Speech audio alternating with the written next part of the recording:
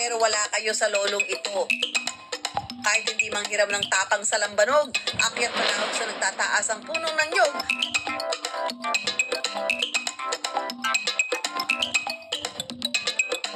Na umaabot sa 20 talampakan.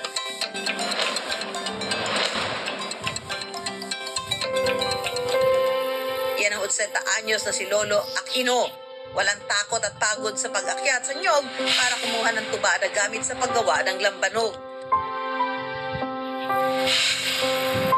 Sa lungsod ng Dumaguete sa Negros Oriental, mag-isa nang namumuhay si Tatay Aquino kaya naman solo kayod din siya. Wala may mag-umaragon. Mag-ano ko na. Mag-umaragon ako inahan mo itong pagkadako nako. Iyon ako inahan. Masulti kaya din ako utso. Hindi ko siya daw. Libat ako si Kipon. Ilha ang bata daw. Ako tulad ko. Nabatay ko siya. Ako may dagang ko pagkaon. Naguma ko. Pero ang lalo nagpapahirap daw sa kanya, ang mga mata niyang wala nang makita. Nilagnat lang daw noong bata siya, pero dahil hindi pinansin at di rin nakapagpatingin, unti-unti raw nawala ang kanyang paningin.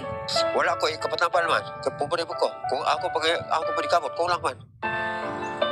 Pero si Lolo Aquino hindi nagpatalo at nagtago sa dilim. Dahil sa edad na 80 at problema sa mata, ang pangunahin niyang ikinabubuhay, pangangarit ng tuba.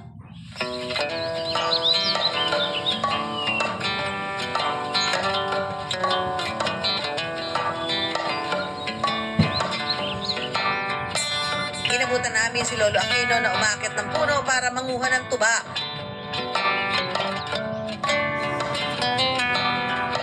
Nag-ala Spider-Man para marating ang tuktok ng nyog.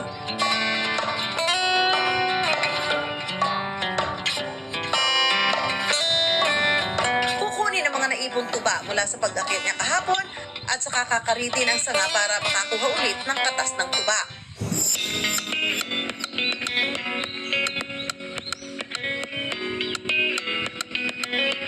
Kaya raw umakyat ni Lolo Aquino ng hanggang 20 puno kada araw at nakakaipon siya ng hanggang 1 galon ng tuba.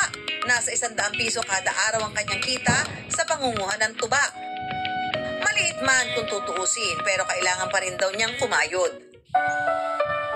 Aminado si Lolo Aquino, hirap na rin daw siyang umakyat ng puno dahil sa kanyang edad. Murang reklamo na ko kayo ko. Kung